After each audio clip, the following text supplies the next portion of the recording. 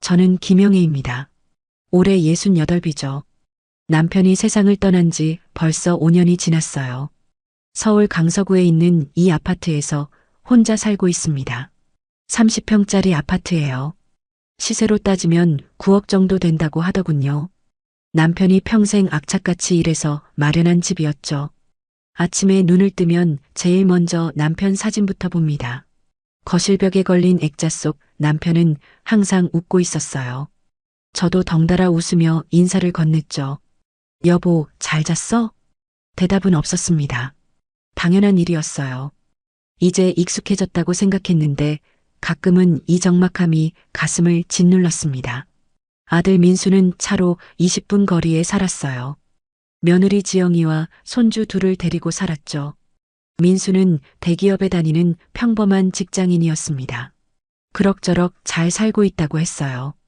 한 달에 한 번 정도 아들 가족이 저를 찾아왔습니다. 그날만큼은 집안이 시끌벅적했어요. 손주들 웃음소리가 집을 가득 채웠죠. 저는 그 소리가 좋았습니다. 정말 좋았어요. 하지만 그것도 잠시였죠. 며느리 지영이는 집에 오자마자 이곳저곳을 둘러봤습니다.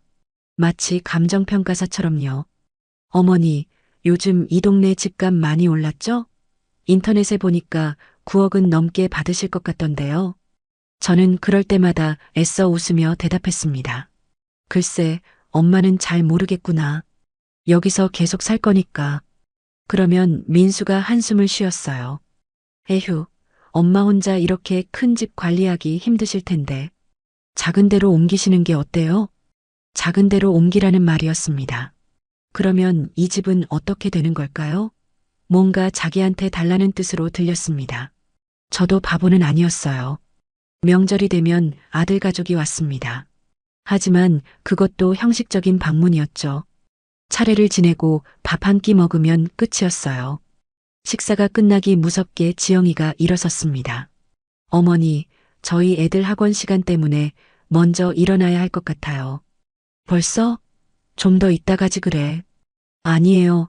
요즘 학원비가 얼마나 비싼데요. 한 번이라도 빠지면 안 되잖아요. 그렇게 아들 가족은 서둘러 나갔습니다. 저는 혼자 남은 음식을 치우며 한숨을 쉬었어요. 어느 날 제가 허리를 삐끗했습니다. 일어날 수가 없었어요.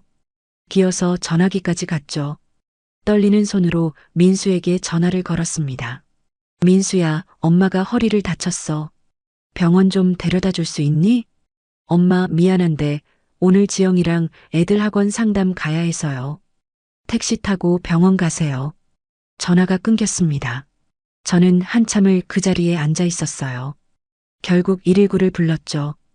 응급구조사 아저씨가 저를 부축해서 병원까지 데려다 줬습니다. 그분이 저보다 더 걱정하는 것 같았어요. 병원에서 돌아온 저녁이었습니다. 혼자 라면을 끓여 먹었죠. TV를 켰어요. 어느 예능 프로그램에서 가족들이 함께 웃고 떠들고 있었습니다. 저는 리모컨으로 채널을 돌렸어요.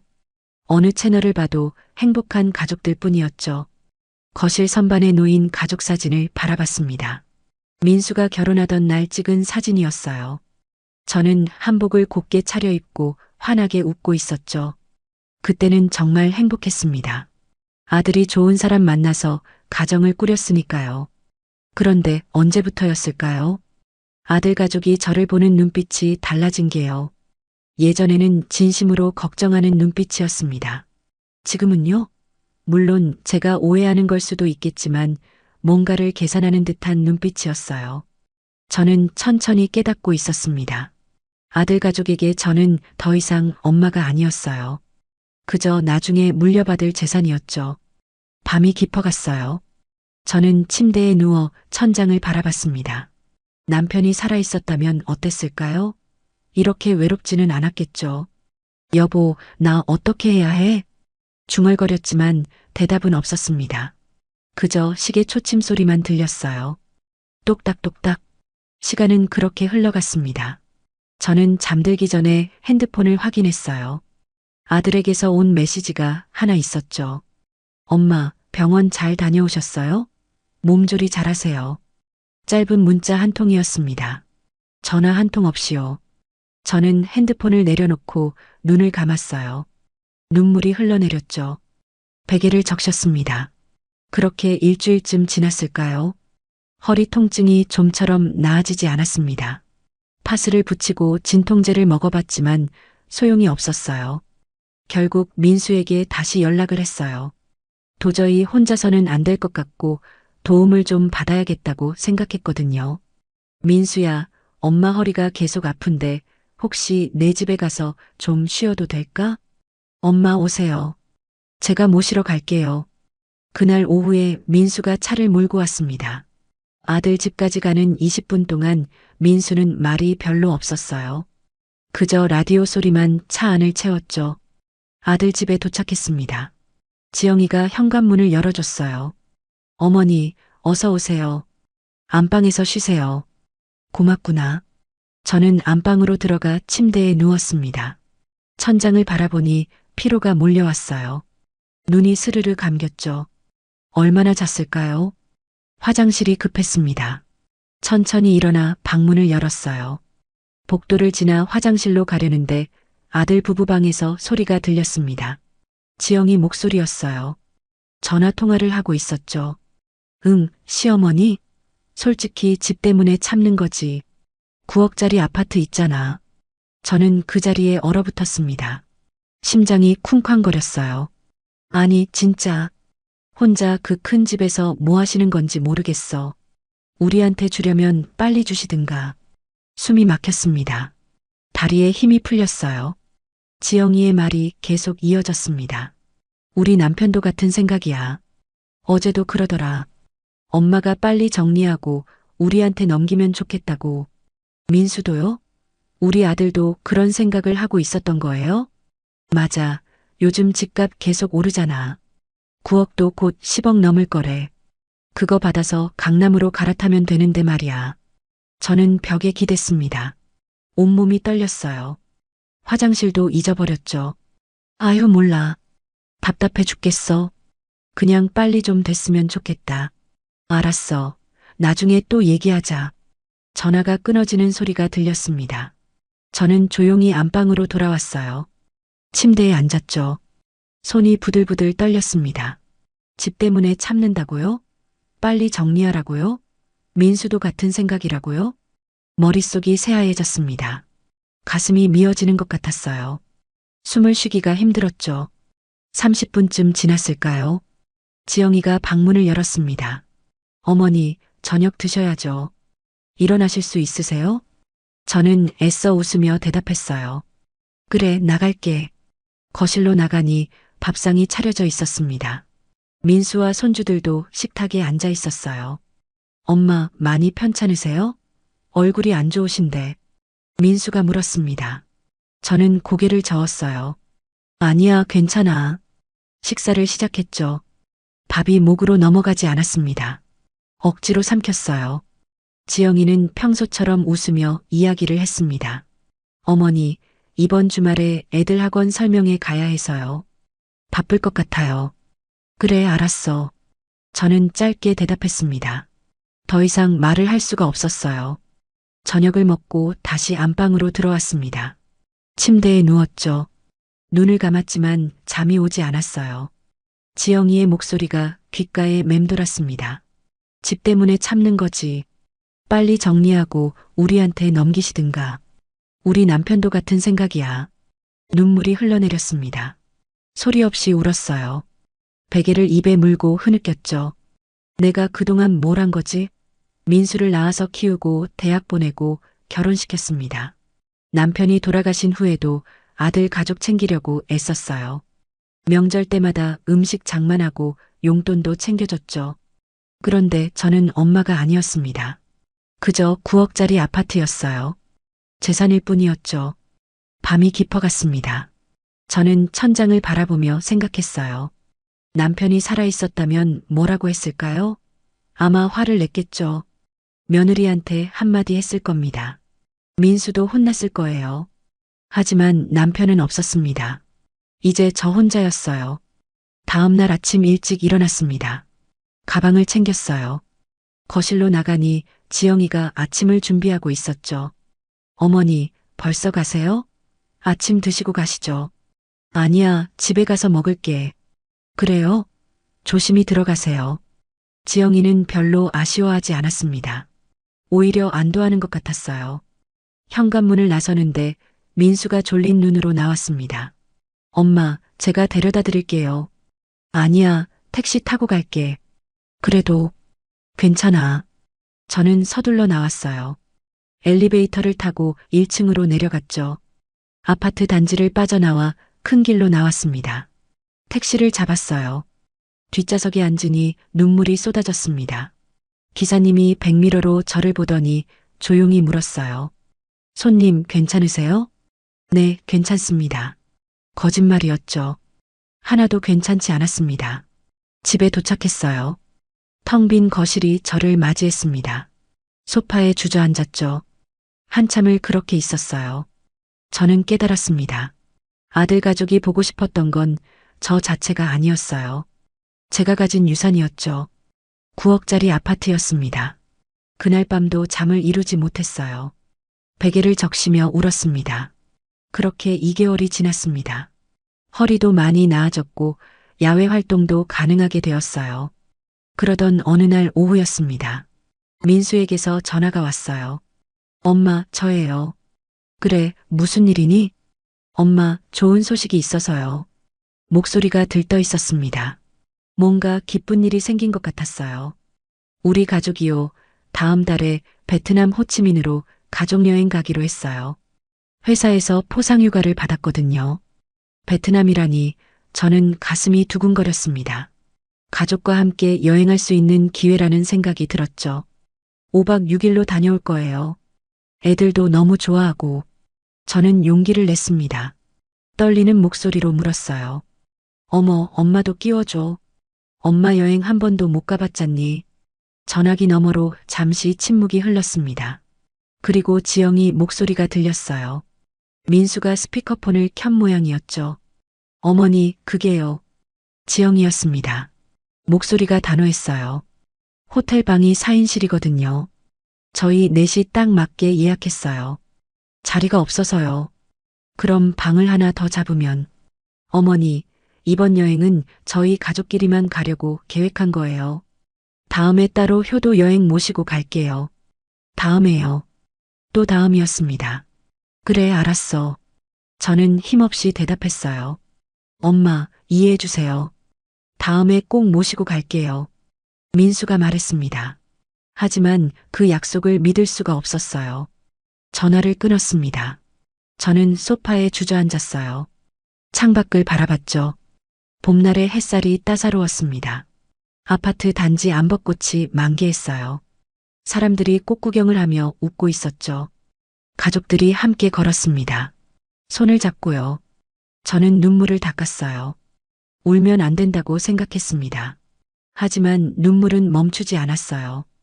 평생 해외여행 한 번 못 가봤습니다. 남편과 함께 가보고 싶었어요. 하지만 남편은 일만 했죠. 여행 갈 시간이 없었습니다. 은퇴하고 나면 가자고 했어요. 그런데 남편은 은퇴하기 전에 세상을 떠났죠. 아들과는 갈 수 있을 줄 알았습니다. 언젠가는 저를 데리고 가겠죠. 그렇게 믿었어요. 하지만 아니었습니다. 저는 끼어들 자리가 없었어요. 가족이 아니었죠. 천장을 바라보며 생각했습니다. 나는 지금 뭐 하는 거지? 이렇게 살아서 뭐 하는 거지? 아들을 위해 살았습니다. 손주들을 위해 살았어요. 내 인생은 없었죠. 항상 누군가를 위한 삶이었습니다. 그런데 정작 그들에게 저는 뭐였을까요? 그저 9억짜리 아파트였습니다. 빨리 정리하고 넘기라는 재산이었어요. 밤이 깊어갔습니다. 저는 일어나 거실로 나갔어요. 남편 사진을 꺼내 들었죠. 여보, 나 이제 어떻게 해야 해? 이대로 계속 살아야 하는 거야? 남편은 액자 속에서 웃고만 있었습니다. 대답이 없었어요. 저는 사진을 가슴에 안았습니다. 한참을 그렇게 있었죠. 문득 깨달았어요. 남편도 이제 없습니다. 아들도 저를 필요로 하지 않았어요. 저는 혼자였죠. 그렇다면 이제는 저를 위해 살아야 하지 않을까요? 남은 인생을 제가 원하는 대로 살아야 하지 않을까요? 가슴속에서 뭔가가 올라왔습니다. 분노였을까요? 슬픔이었을까요? 아니면 해방감이었을까요? 잘 모르겠어요. 다음 날 아침 일찍 일어났습니다. 오랜만에 제대로 씻었어요. 옷도 깨끗한 걸로 갈아입었죠. 서랍을 열어 통장을 꺼냈습니다. 남편이 남긴 돈과 제가 모은 돈이 있었어요. 한참을 들여다봤습니다. 그리고 결심했죠. 이제 내가 변해야 한다고요. 핸드폰을 꺼내 인터넷을 검색했습니다. 제주도를 쳤어요. 바다 사진들이 나왔습니다. 푸른 바다였어요. 저는 바다를 좋아했죠. 어릴 적 고향이 바닷가였거든요. 제주도에서 살면 어떨까요? 매일 바다를 보며 살 수 있을 거예요. 아무 눈치도 보지 않고요. 부동산 앱을 깔았습니다. 서툴렀지만 천천히 했어요. 제주도 서귀포 지역을 검색했죠. 월세 매물들이 나왔습니다. 바다가 보이는 빌라가 있었어요. 월세 60만 원이었죠. 사진을 보니 작지만 아늑해 보였습니다. 저는 떨리는 손으로 부동산에 전화를 걸었어요. 여보세요. 제주도 서귀포 매물 보고 전화드렸는데요. 아, 네. 어떤 매물이신가요? 바다 보이는 빌라요. 월세 60만 원짜리요. 아, 그 매물이요. 아직 있습니다. 언제 보러 오실 수 있으세요? 제가 서울인데요. 사진으로 보고 계약할 수 있을까요? 그러시면 영상통화로 집 내부 보여드릴 수 있어요. 그날 오후에 영상통화를 했습니다. 부동산 직원이 집 안을 보여줬어요. 작았지만 깨끗했습니다. 창문으로 바다가 보였어요. 여기로 할게요. 네. 다른 곳은 안 보시고요?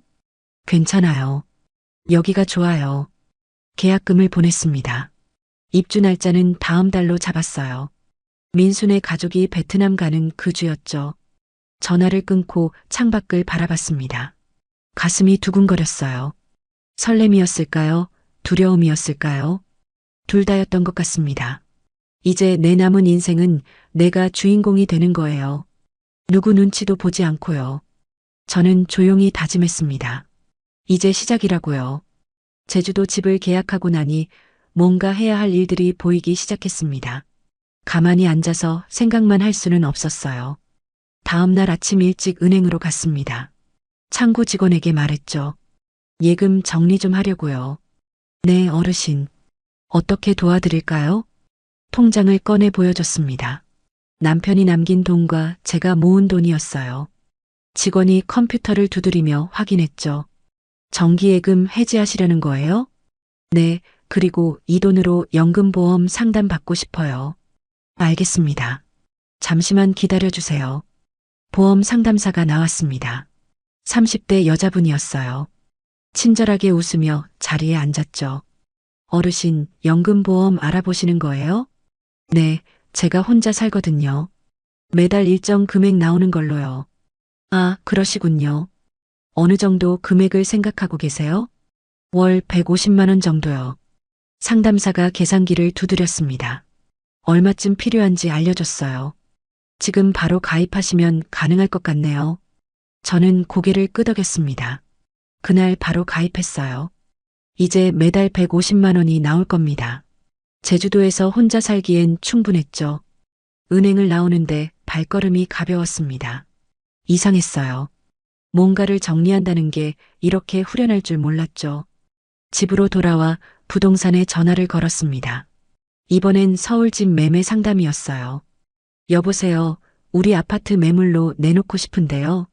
네, 주소 좀 알려주시겠어요? 주소를 알려줬습니다. 부동산 사장님이 말했어요. 아, 거기요.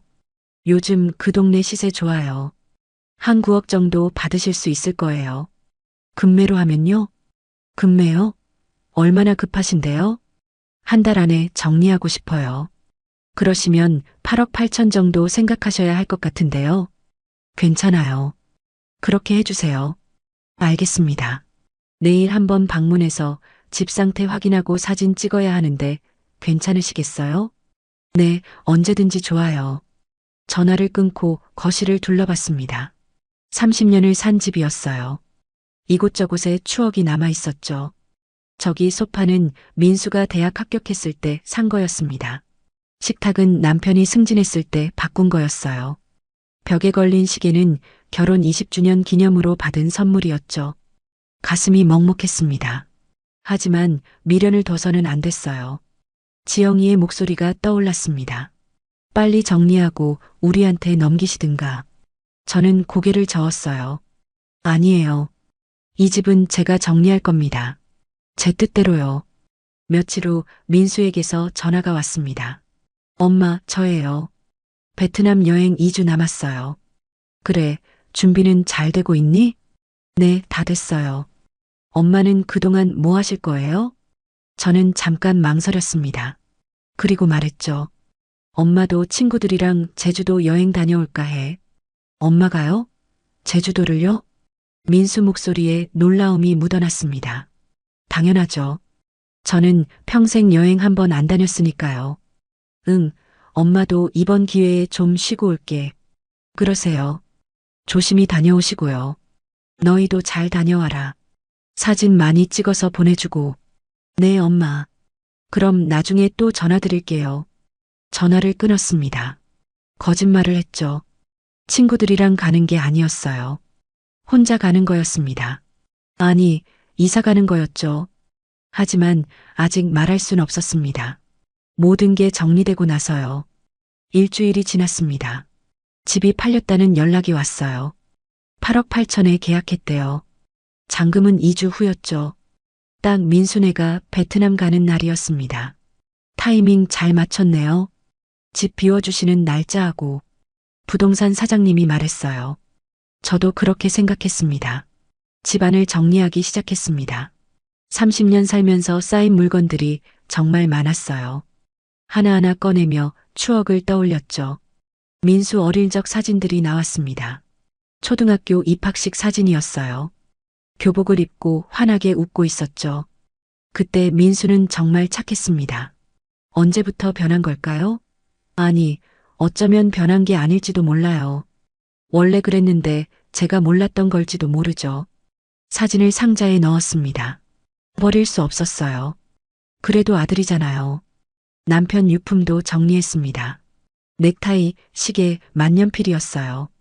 하나하나 만지며 남편을 떠올렸죠. 여보, 내가 잘하는 거 맞지? 이렇게 하는 게 맞는 거지? 대답은 없었습니다. 하지만 마음속으로 남편이 말하는 것 같았어요. 당신 하고 싶은 대로 해. 당신 인생이잖아. 고맙다고 중얼거렸습니다. 눈물이 났어요. 이삿짐 센터에 연락했습니다. 날짜는 민수네 출국하는 날로 잡았어요. 제주도로 보내시는 거예요? 네, 그리고 일부는 폐기 처리 부탁드려요. 알겠습니다. 당일에 뵙겠습니다. 모든 준비가 끝나갔습니다. 이제 며칠 남지 않았어요. 밤마다 잠이 오지 않았습니다. 설렘과 두려움이 뒤섞였어요. 잘하는 걸까요? 잘못하는 걸까요? 하지만 되돌릴 순 없었습니다. 이미 시작했으니까요. 거실에 앉아 창밖을 바라봤습니다. 서울의 야경이 보였어요. 30년을 본 풍경이었죠. 이제 이 풍경과도 이별입니다. 제주도에서는 바다가 보일 거예요. 매일 아침 파도 소리를 들으며 일어날 겁니다. 새로운 시작이에요. 68세의 새로운 시작이죠. 민수에게서 문자가 왔습니다. 엄마, 모레 출국이에요. 엄마도 제주도 여행 잘 다녀오세요. 저는 답장을 보냈어요. 그래, 너희도 조심히 잘 다녀와라. 엄마 걱정 말고. 마지막 인사였습니다. 물론 민수는 몰랐겠죠. 저는 핸드폰을 내려놓고 짐을 다시 확인했습니다. 준비는 끝났어요. 이제 떠날 일만 남았습니다. 나를 사람으로 봐줄 곳으로요. 9억짜리 아파트가 아니라 김영애로 살아갈 곳으로요. 가슴이 두근거렸습니다. 새로운 인생이 기다리고 있었어요. 드디어 그날이 왔습니다. 민수네 가족이 출국하는 날이었어요. 이사가는 날이기도 하고요. 정말 이래도 되는 걸까요? 잠깐 망설였죠. 하지만 고개를 저었습니다. 이미 결정한 일이에요. 오후 1시쯤 민수에게서 사진이 왔습니다. 인천공항 출국장에서 찍은 가족 사진이었어요. 모두 환하게 웃고 있었죠. 엄마, 지금 출국해요. 베트남에서 또 연락드릴게요. 그래, 잘 다녀와라. 답장을 보내고 핸드폰을 내려놨습니다. 이제 시작이에요. 30분쯤 지났을까요? 부동산 사장님에게 전화를 걸었습니다. 사장님, 저예요. 집 매물로 내놓기로 한 김영애인데요. 아, 네. 어르신, 무슨 일이세요? 오늘 잔금 받을 수 있을까요? 오늘이요? 원래 일주일 뒤로 잡혀 있는데요. 급한 일이 생겨서요. 오늘 가능하면 좋겠어요. 매수자분한테 연락해 볼게요. 잠시만 기다려 주세요. 10분 후 전화가 왔습니다. 어르신, 매수자분이 오늘 가능하대요. 오후 3시에 사무실로 오시면 됩니다. 네, 감사합니다. 시계를 봤어요. 2시였습니다. 서둘러야 했죠. 옷을 갈아입고 가방을 챙겼습니다. 서류들도 다시 확인했어요. 등기권리증, 도장, 신분증이었죠. 집을 나서기 전 거실을 천천히 둘러봤습니다. 30년을 산 집이에요. 이곳에서 남편과 살았고 아들을 키웠죠. 웃음도 많았고 눈물도 많았습니다. 벽에 걸린 남편 사진을 바라봤어요. 여보, 나 잘 다녀올게. 새로운 곳에서 잘 살아볼게. 현관문을 나섰습니다. 뒤돌아보지 않았어요. 그래야 할 것 같았죠. 부동산 사무실에 도착했습니다. 매수자 부부가 와 있었어요. 40대쯤 돼 보이는 젊은 부부였죠. 어르신, 어서 오세요. 사장님이 반갑게 맞아줬습니다. 서류를 꺼내 확인했어요. 자, 여기 서명하시고 도장 찍어주세요. 떨리는 손으로 도장을 찍었습니다. 탁 소리가 났어요. 끝이었죠. 잔금 입금 확인됐습니다. 8억 8천만 원 맞으세요? 핸드폰 문자를 확인했습니다. 정말로 들어와 있었어요. 네, 맞습니다. 축하드립니다. 거래 완료됐습니다. 매수자 부부가 악수를 청했어요. 집 잘 쓰겠습니다. 감사합니다. 네, 행복하게 사세요. 웃으며 말했지만 가슴 한구석이 텅 빈 것 같았습니다. 부동산을 나와 곧바로 은행으로 갔습니다. 8억 8천만 원을 정리해야 했어요. 창구 직원이 놀란 표정으로 물었습니다. 어르신, 이렇게 큰 금액을 어떻게 하실 건가요? 제주도 전세금으로 1억 5천, 나머지는 정기예금이랑 연금보험에 추가로 넣을게요. 알겠습니다. 시간 좀 걸릴 거예요. 1시간 넘게 걸렸습니다. 하지만 기다렸어요. 다 끝내야 했죠. 일을 끝내고 집으로 돌아왔습니다. 이제 제 집이 아니었어요. 남의 집이었죠. 이상한 기분이었습니다. 짐을 최종 점검했습니다. 제주도로 가져갈 것들만 모았어요. 생각보다 많지 않았죠. 옷가지와 사진첩, 그리고 남편 유품 몇 가지였습니다.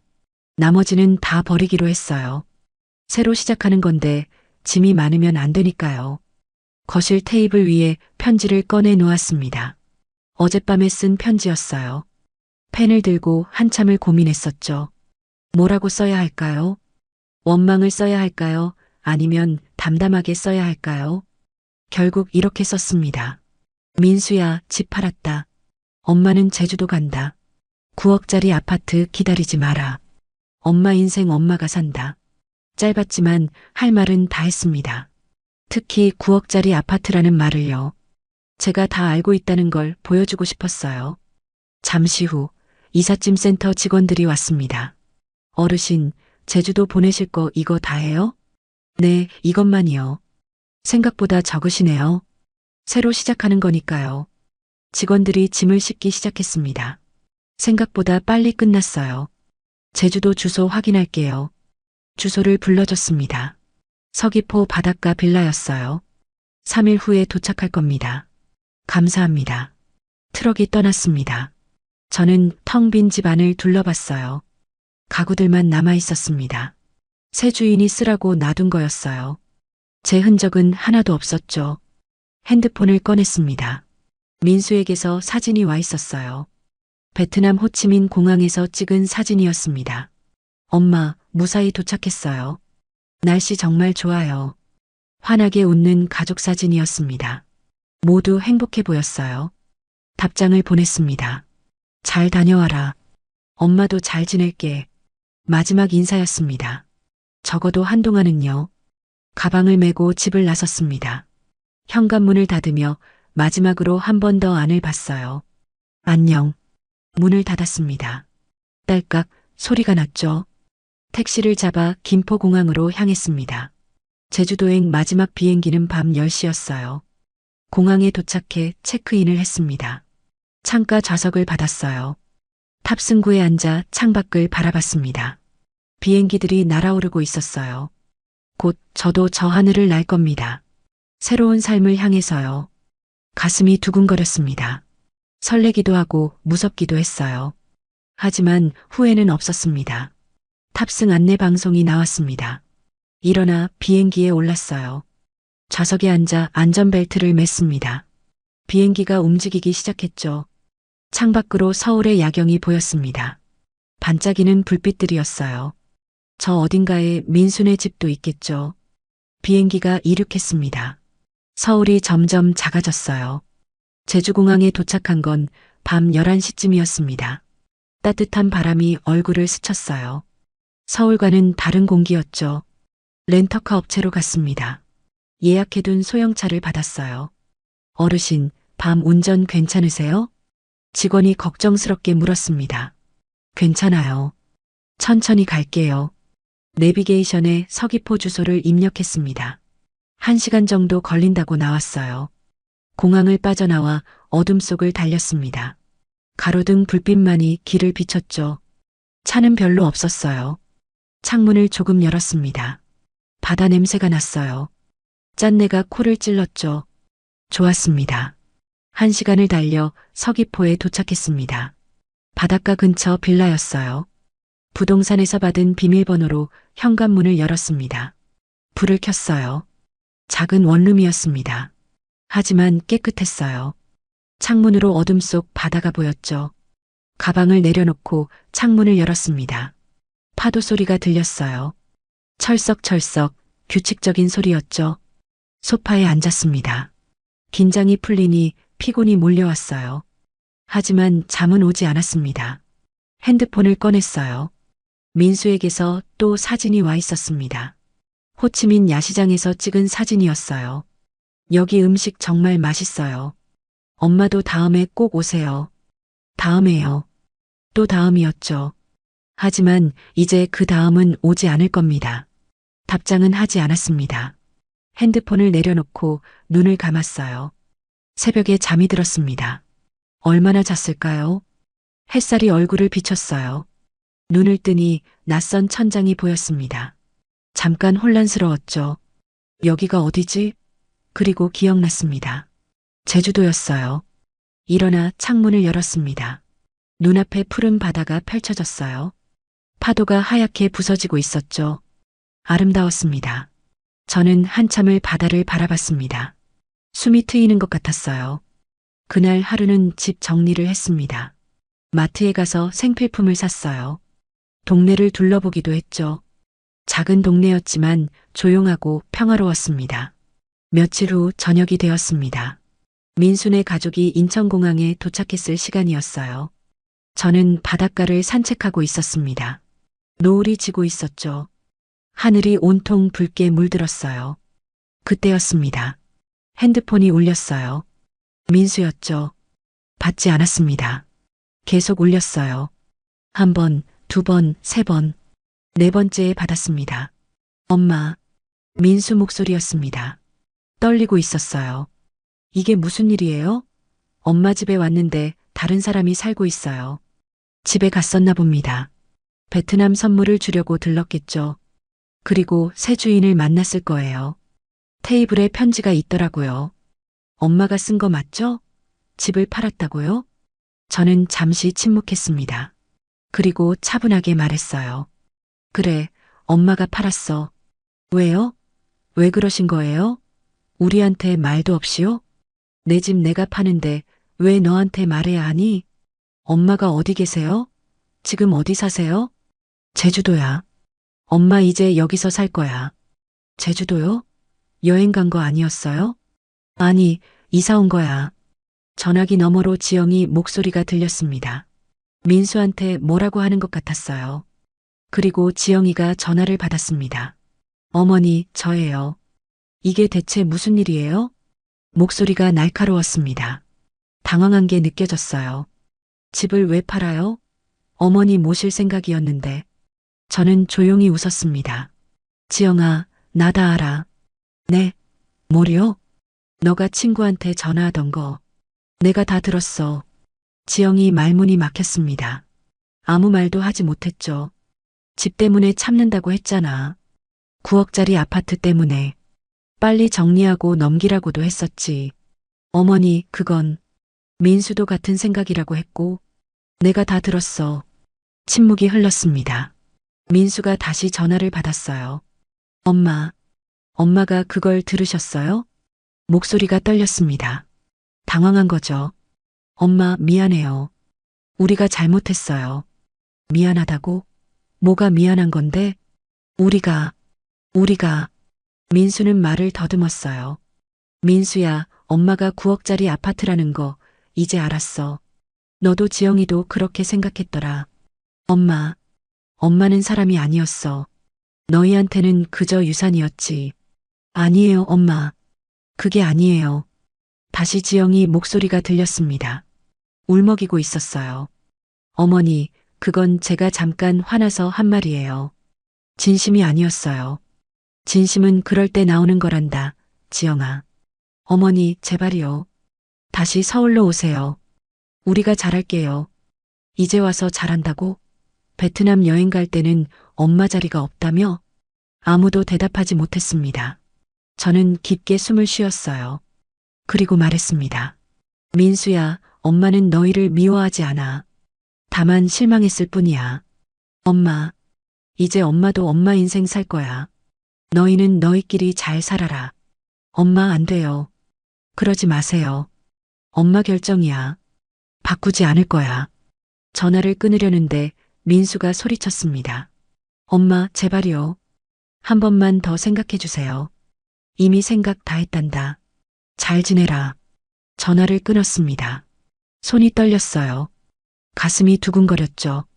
바다를 바라봤습니다. 파도가 계속 밀려왔어요. 끝없이 밀려왔죠. 눈물이 났습니다. 하지만 후회는 없었어요. 이제 끝이었습니다. 핸드폰이 다시 울렸습니다. 민수였어요. 받지 않았죠. 계속 울렸지만 받지 않았습니다. 문자가 왔습니다. 엄마, 정말 미안해요. 우리가 정말 잘못했어요. 다시 한 번만 기회를 주세요. 읽었지만 답장하지 않았습니다. 또 문자가 왔어요. 엄마, 제발 연락 좀 받아주세요. 우리 얘기 좀 해요. 역시 답장하지 않았습니다. 저는 핸드폰을 주머니에 넣고 바닷가를 계속 걸었습니다. 노을이 완전히 지고 있었어요. 하늘이 어두워졌죠. 하지만 제 마음은 이상하게도 가벼웠습니다. 짐을 내려놓은 것 같았어요. 68년을 살면서 처음으로 제 자신을 위해 결정을 내렸습니다. 누구 눈치도 보지 않고요. 빌라로 돌아왔습니다. 창문을 열고 바다를 바라봤어요. 달빛이 파도를 비추고 있었습니다. 아름다웠어요. 정말로요. 이제 시작입니다. 진짜 제 인생이요. 그날 밤은 깊이 잠들었습니다. 오랜만에 악몽도 없이 푹 잤어요. 아침에 눈을 뜨니 햇살이 방 안을 가득 채우고 있었습니다. 창문을 열었어요. 파도 소리와 함께 바닷바람이 들어왔죠. 저는 커튼을 활짝 젖혔습니다. 푸른 바다가 눈앞에 펼쳐졌어요. 어제보다 더 아름다워 보였죠. 간단히 씻고 밖으로 나갔습니다. 바닷가까지 걸어서 5분이었어요. 모래를 밟으며 해변을 걸었습니다. 이른 아침인데도 사람들이 있었어요. 조깅하는 사람, 산책하는 할머니들이었죠. 모두 여유로워 보였습니다. 안녕하세요. 지나가던 할머니가 먼저 인사를 건넸습니다. 아, 네. 안녕하세요. 새로 오신 분이죠? 어제 이사 오시는 거 봤어요. 네, 어제 왔어요. 어디서 오셨어요? 서울에서요. 아이고, 서울에서 여기까지. 여기 살기 좋아요. 천천히 적응하세요. 할머니는 환하게 웃으며 지나갔습니다. 따뜻했어요. 1시간쯤 걸었을까요? 작은 카페가 보였습니다. 들어가 아메리카노를 주문했어요. 창가 자리에 앉았습니다. 바다가 보이는 자리였죠. 커피를 마시며 바다를 바라봤어요. 평화로웠습니다. 서울에서는 느껴본 적 없는 평화였죠. 핸드폰을 꺼냈습니다. 민수에게서 문자가 수십 통 와 있었어요. 밤새 보낸 것 같았죠. 엄마, 정말 미안해요. 엄마, 제발 연락 좀 주세요. 읽었지만 답장하지 않았습니다. 카페를 나와 동네를 둘러봤습니다. 작은 마트도 있고 병원도 있었어요. 생활하기에 불편함은 없을 것 같았죠. 점심때가 되어 식당에 들어갔습니다. 고등어 정식을 주문했어요. 여기 처음이세요? 주인 아주머니가 물었습니다. 네, 어제 이사 왔어요. 아이고, 그래요? 어서 오세요. 자주 오세요. 따뜻한 말이었습니다. 서울에서는 이런 대화가 없었어요. 모두 바빴죠. 밥을 먹는데 맛있었습니다. 고등어가 신선했어요. 오랜만에 제대로 된 식사 같았죠. 며칠이 지났습니다. 저는 아침마다 바닷가를 걸었어요. 카페에서 커피를 마시고 동네를 산책했죠. 동네 할머니들과도 인사를 나누게 됐습니다. 이름도 알게 됐어요. 순이 할머니, 명자 할머니였죠. 영애 씨, 내일 우리 집에서 김장하는데 와서 도와줄래요? 순이 할머니가 물었습니다. 제가 잘할 수 있을까요? 뭐, 어려운 거 아니에요. 그냥 와서 수다 떨면서 하는 거지. 다음 날 순이 할머니 집에 갔습니다. 할머니 5분이 모여 있었어요. 모두 반갑게 맞아줬죠. 김장을 하며 이런저런 얘기를 나눴습니다. 자식 얘기, 손주 얘기였어요. 모두 비슷한 처지더군요. 자식들이 뭐 다 그렇지. 명자 할머니가 말했습니다.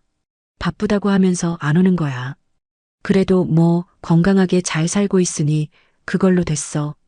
할머니들은 담담했습니다. 원망하지 않았어요. 그저 자기 삶을 살고 있었죠. 저도 그래야겠다고 생각했습니다.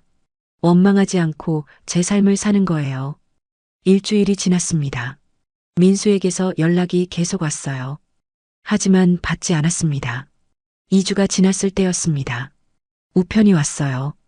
서울에서 온 거였죠. 열어보니 손주 준서가 쓴 편지였습니다. 할머니, 저 준서예요.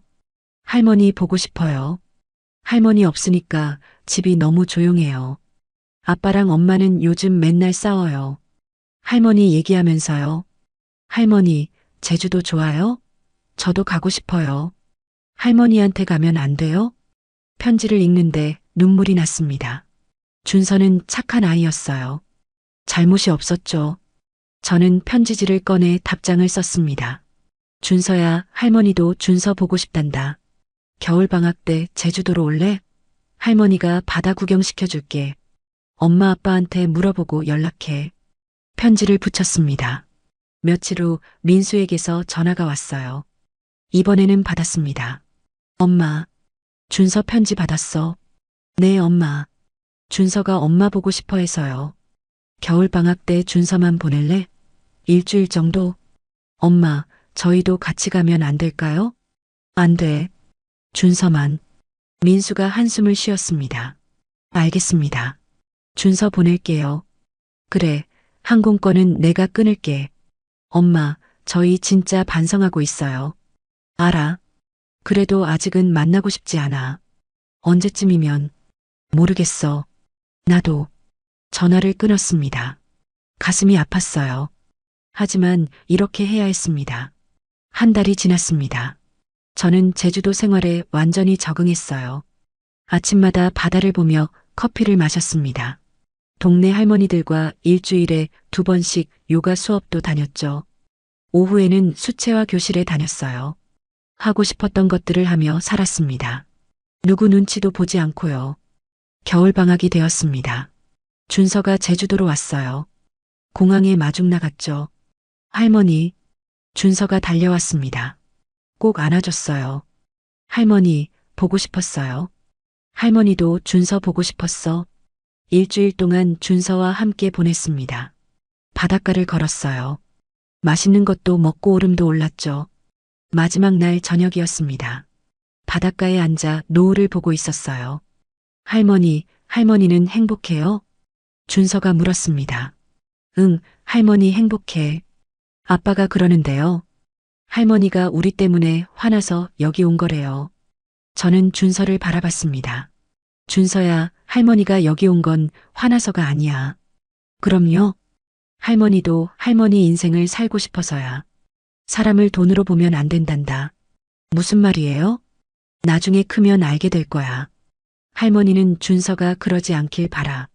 준서를 안아줬습니다. 작고 따뜻했어요. 준서야, 할머니는 너희를 사랑해.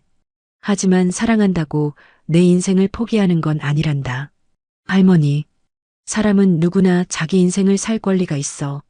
할머니도 마찬가지야. 준서는 고개를 끄덕였습니다. 이해했는지 모르겠어요.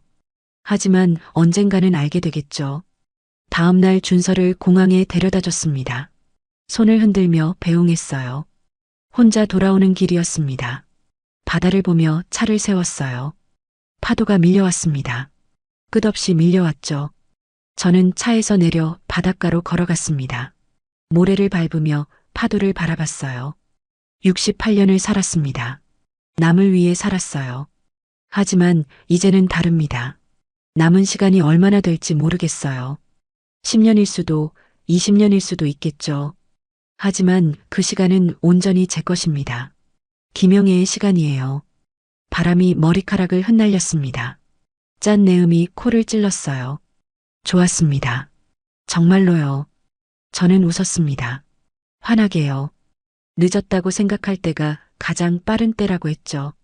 맞는 말이었습니다. 이제야 진짜 제 인생이 시작됐어요.